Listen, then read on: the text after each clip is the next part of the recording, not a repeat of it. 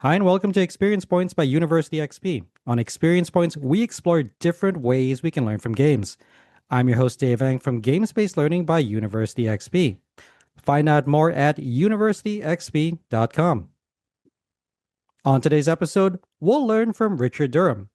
Rich says that he's a play, games, and curriculum designer and self styled great grand high lord of everything at Wondertree Studios.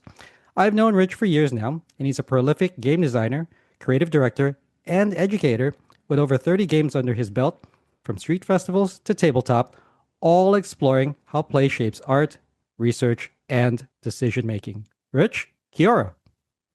Kia ora, Dave. Thanks for inviting me to chat with you today about definitely some of my favorite topics. I'm happy to be here.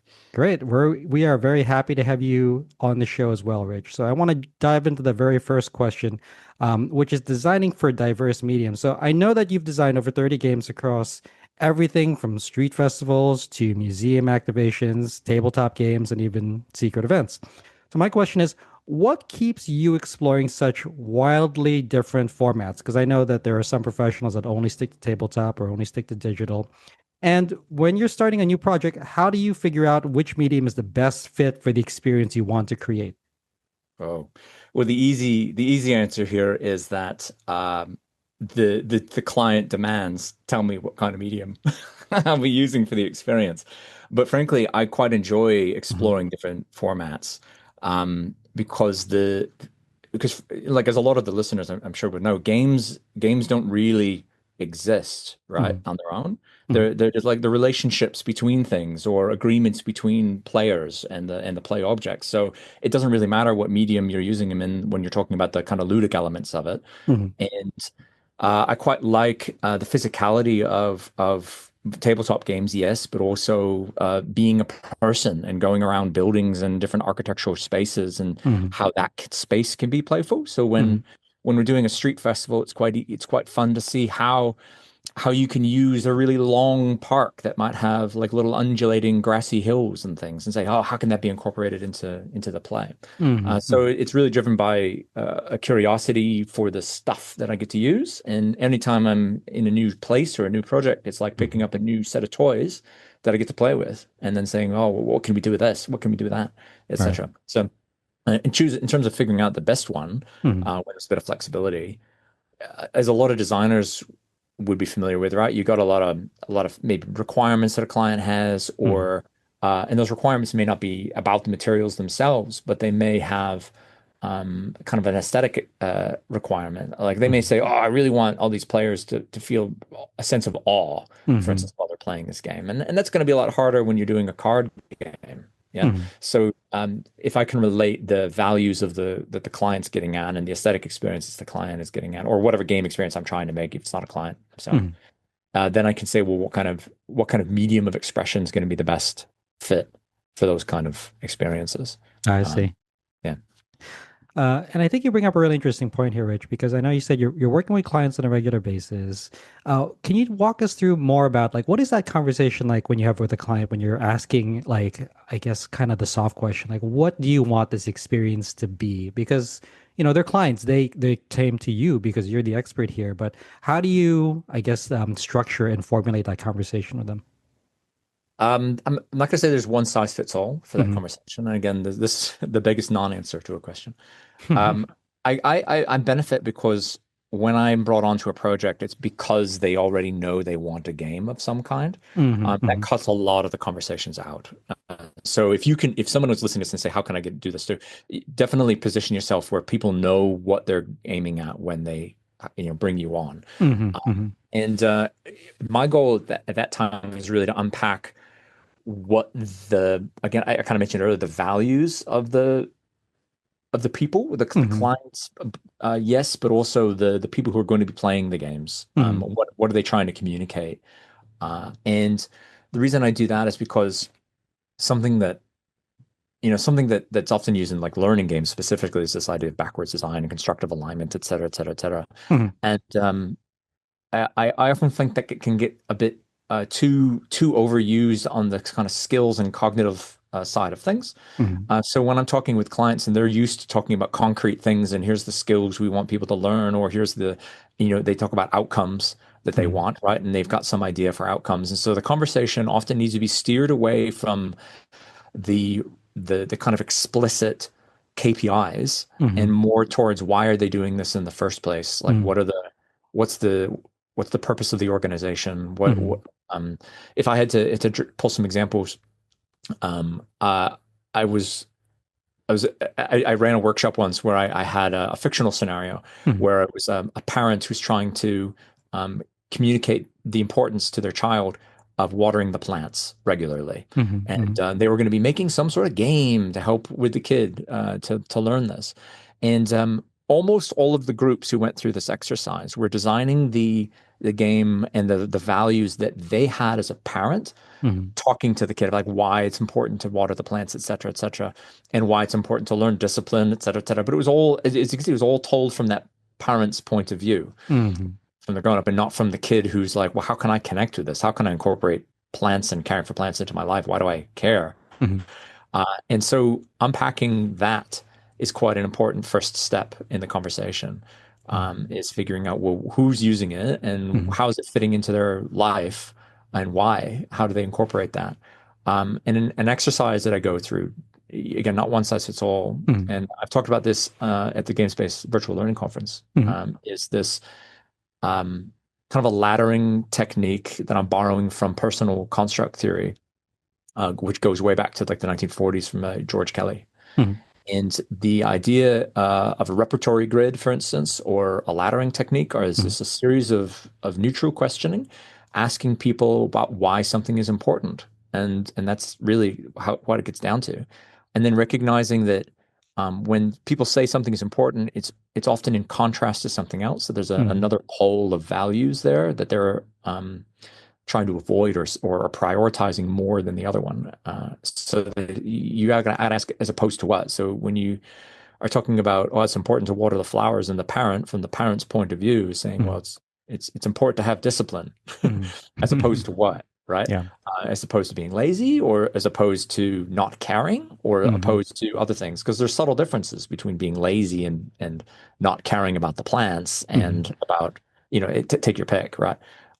And figuring that side out is just as important as knowing what the positive, you might say, value is. Mhm.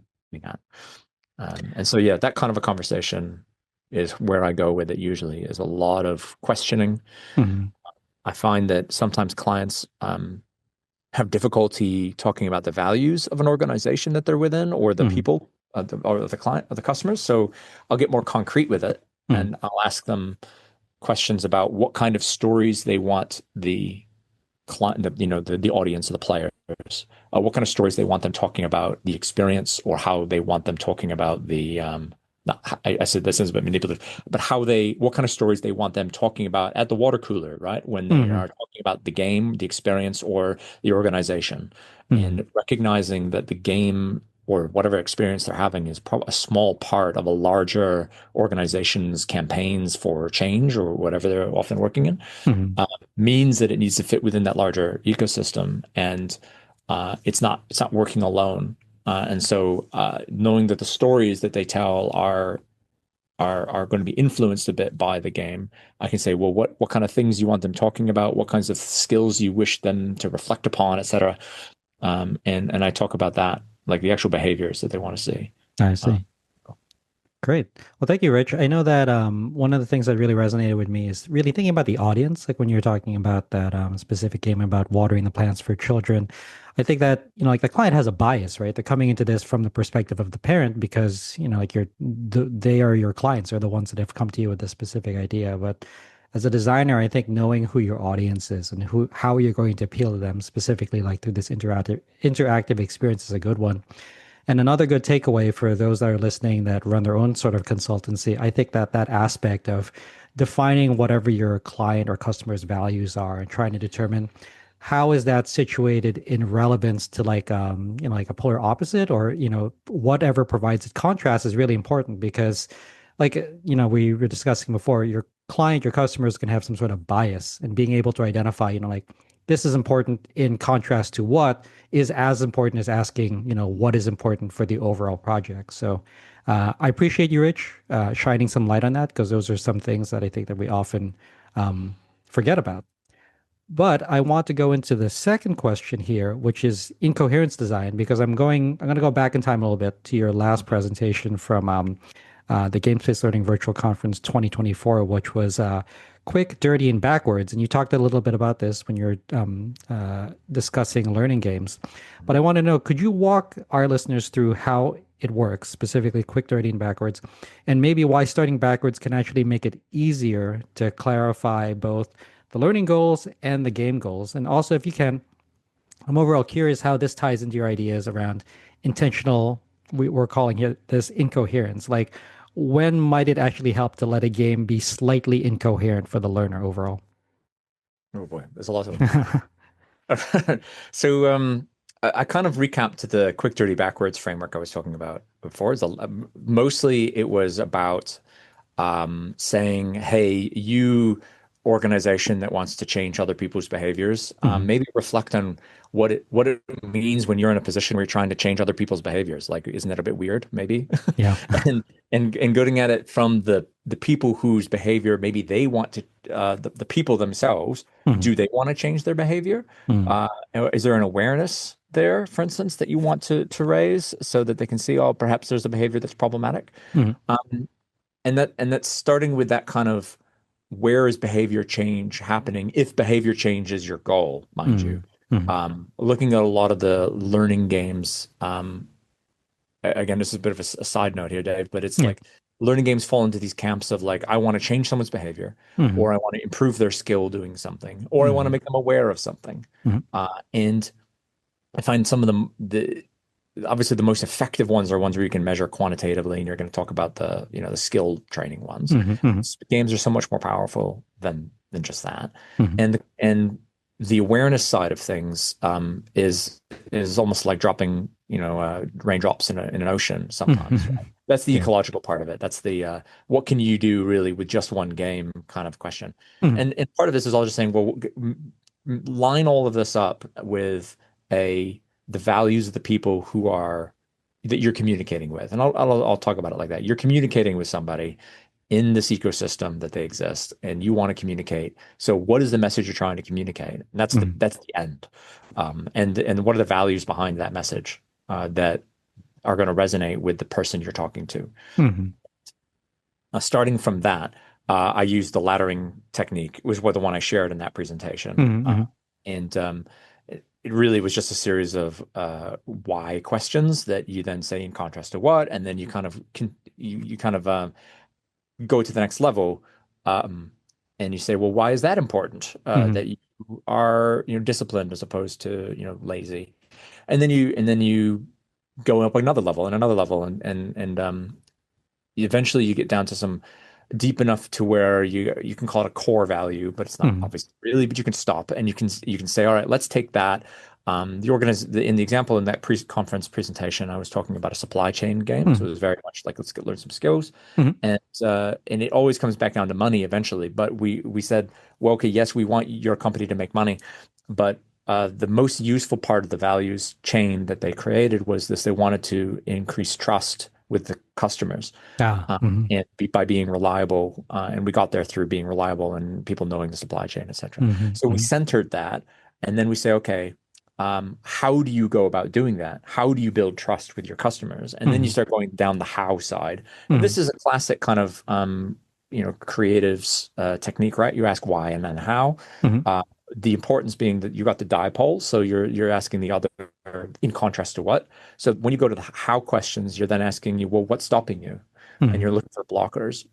And as you go further down on the hows, what you end up doing is generating a list of um, obstacles that Mhm. you can incorporate into a simulation.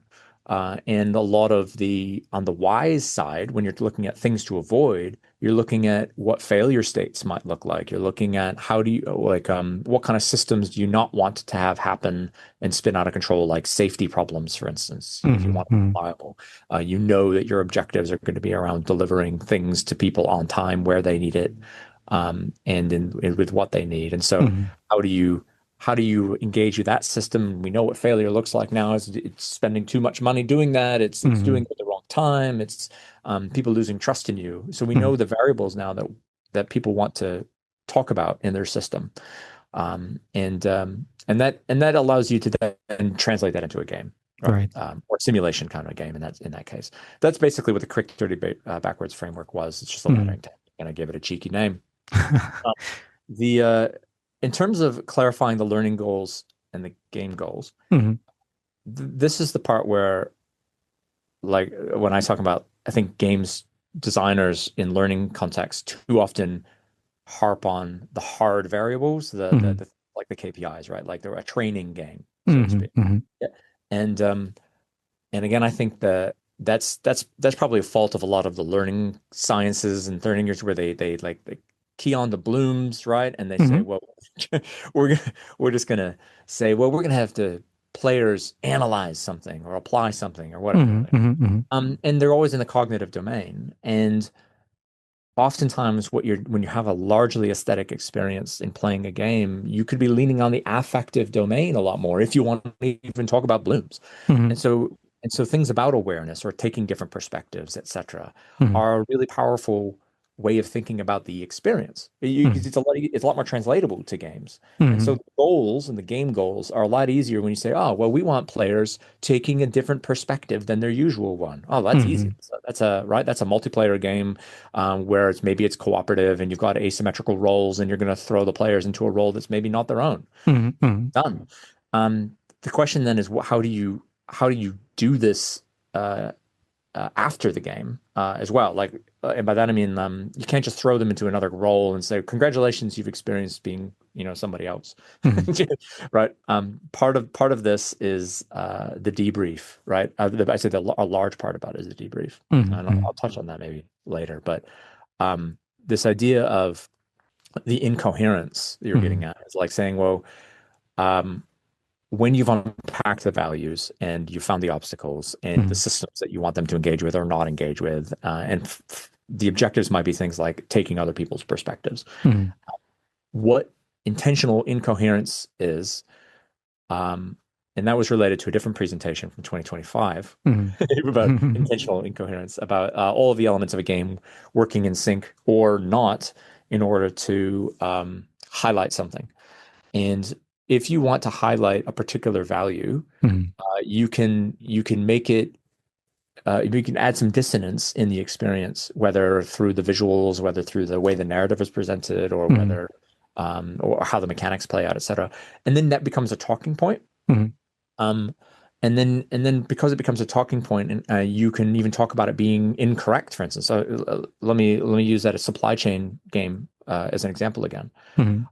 So something that I designed into that game when we were looking at how to get players to understand the supply chain from other people's perspectives Hmm. is obviously it was a board game, so there's the lower fidelity than the real supply chain. Hmm. And so we said, well, let's leverage that.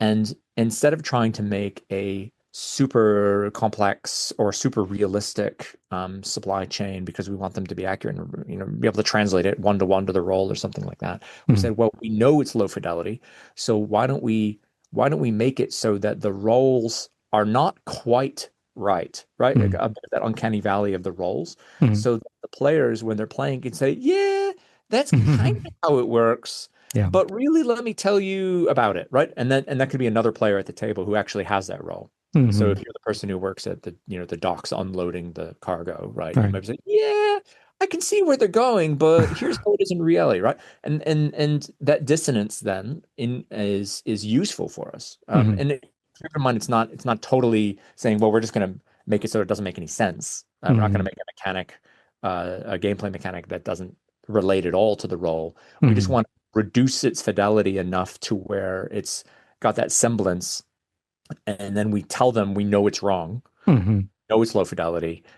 What would you do to make it more better, right, or more accurate, or sometimes there's other questions about it. It's not just more accurate, but what would you do at the same level of complexity to represent that role in a different way? Like, what do you think is the more priority in their Hmm. role to represent, things like that. So involving the players then in the conversation because it was incoherent, right?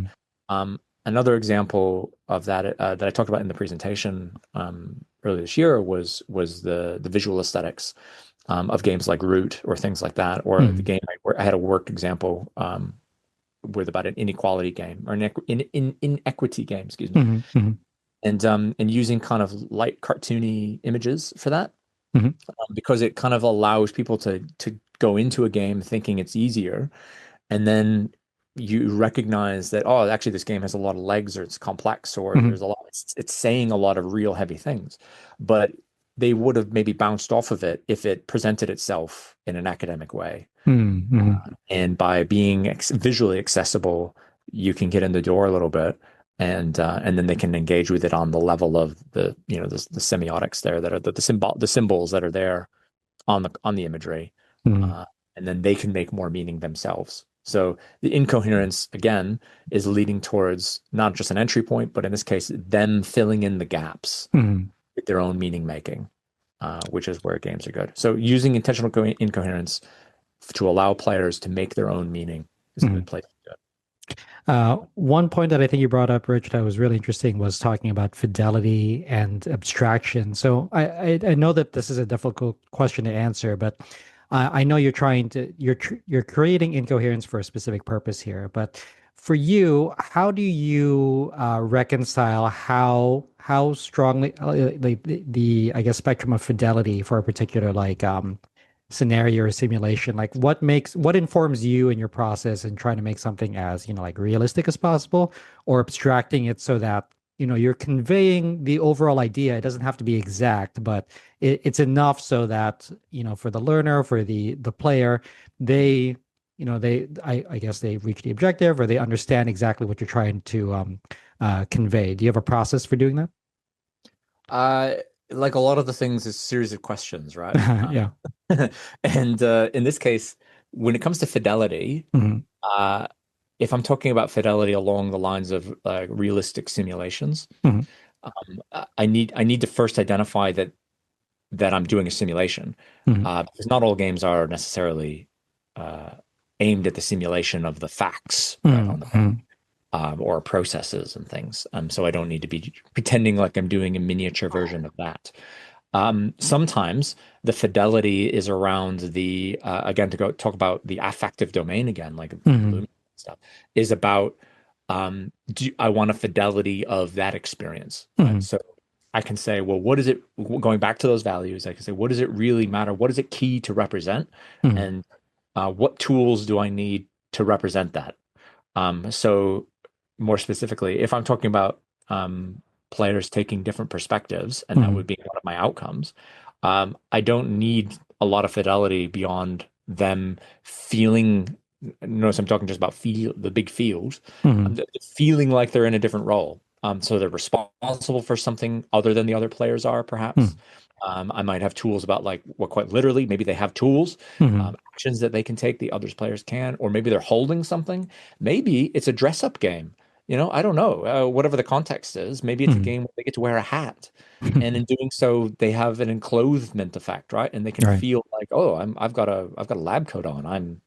Now I've got this feeling of being very serious. Hmm. That really works, I find, in mega games, Yeah. right? The kind of games you play with 30, 40 people in different Hmm. roles, teams. Um, and so what are the tools that I have then to allow them to feel like they're taking a different perspective? Hmm. And if that was my outcome, I could do it. And that was the only fidelity they needed at that point. Right. Um, and so it's saying, what is my aesthetic fidelity? What is the Hmm. mechanical fidelity if I'm Hmm. talking about processes, and I'm simulating something, Hmm. or if I just want the dynamics. I'm gonna complete the trio there. I can pretend like I was talking about the MDA framework all along, Hmm. and and say, oh yes, the dynamics between players. That's what's the important part to have fidelity. So Hmm. if you can identify where that fidelity needs to be for Hmm. your goals, then you can say, how do I represent Right. that Right. specific thing that you want to call out? Um, but it should directly relate to the goals of the game, whether the learning goals or the aesthetic learning goals, et cetera, or whatever. Right. The experience you want them to have. I'll leave it at that. Hmm. Say, And I I asked that, Rich, because it leads into the third and last question I want to ask you, which is about, like embedding serious play. I realize that you don't design exclusively learning games, but I know that a lot of the listeners are people that are working in education or in teaching, learning, training, and development. And many educators still struggle to move past using games as just quote unquote like fun breaks. So from your perspective, how do you help them design experiences that truly embed like meaningful learning? I know we talked about fidelity, we talked about the debriefing aspect, but Mhm. like if you could speak to these educators directly, how could you leave teachers or designers with just one piece of advice about bringing serious play into their work? I know that you're trying to like boil the ocean here, but you as an Mhm. experienced designer, what would you tell an educator that's just getting started in this field, how they could get started? It's a fantastic question. How can we say something pithy? Yeah. This is new to designers. Yeah. Um, okay, I got one. I got one here. So thinking about the spectrum of, and this is a very kind of Anglo spectrum, like Hmm. didactic versus experiential. Hmm. Hmm. Um, I would say if you are starting out and you want to have some meaningful learning, ask yourself, is the thing I'm doing me instructing somebody, or is it Hmm. more the students having an experience? Hmm. And then when they're having the experience, can you debrief it? Is Hmm. it do you need, in order to feel like you can get the learning out of it, have the students reflect on it, Hmm. uh, maybe during the process or not, or after, and to do some of that meaning making. If they Hmm. do, then Hmm. chances are you've got a game experience. No, I'm emphasizing experience here that can be more meaningful. Hmm. If you're doing a fun break, um, you're probably not reflecting on it very much, right? Because obviously Hmm. you could be playing Jenga and you could have a meaningful experience if you're playing Jenga and relating it to um, the story of the game of Jenga and Hmm. reflecting on it. There was an educator whose name escapes me right now. Unfortunately, he was in Wellington, really Hmm. good guy who talked about how he was teaching history with Jenga, and he would have them play Jenga, and then after the tower falls, they would have them write down all the events and tell the Hmm. story of Jenga, and then they would pass it up to the teacher. Teacher would kind of give you the official history of what the Jenga game was. And oftentimes they're like, blame little Timmy or whatever for knocking Hmm. it, etc. But you see how there's so many different stories for what happened in the game of Jenga, based on, who was at fault, or who Hmm. was trying to escape blame for making it crash, etc., or who was being risky, and all those personal perspectives. And so it opens up a really good conversation about perspectives in history, Hmm. right? And that is now more meaningful, and it leads into a larger conversation. So a fun break is sometimes just you haven't thought about it, right? Hmm. So Yeah. the question is, if you're having an experience, can Hmm. you reflect on it with debriefing? There, Hmm. you probably have some meaningful learning happening in that case. If it's something that they cannot reflect on Hmm. with a debrief, Hmm. chances are it wasn't meaningful to begin with. Hmm. I see. Great. Thank you, Rich. I appreciate that. I know that one, I'm a big advocate of experiential learning. I think that all applied games are in its own form experiential learning. So I think focusing on that debriefing aspect, which is something I think a lot of educators leave out, is a really critical aspect. So Yeah. thank you for You, sharing me, that, and Rich. Dewey, right? You, me, and Dewey. Yeah, I know. John Dewey. It always goes back to John Dewey. So unfortunately, we're at the end of our time today, Rich. Where can people go to find out more about you online?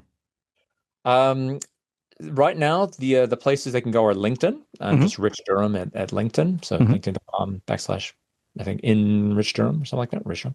Okay. You can also go to Itch. I'm going to start using that as a more playful space where I'm putting some experiments Hmm. out there. So they're all largely freely available kind of things. You can go to Yep. richdurham.itch.io. That'll be a good place as well. And I'm on Blue Sky as well, with my username is richdurham.itch.io. Great. Thank you, Rich. I appreciate that. I will share all of those links in the show notes. So, Rich, thank you again for joining us. We appreciate it. Much appreciated for your time as well, Dave. Thank you.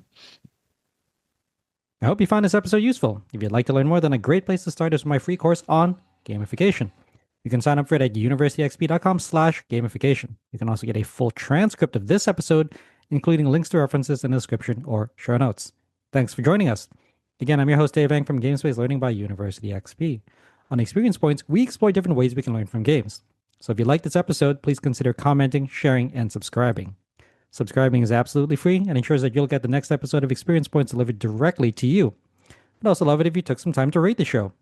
We live to lift others with learning, so if you found this episode useful, consider sharing it with someone who could also benefit. Also, make sure to visit University XP online at universityxp.com. University XP is also on Twitter and Blue Sky as University XP, and on Facebook and LinkedIn as University XP. Also, feel free to email me anytime. My email address is dave at universityxp.com. Game on.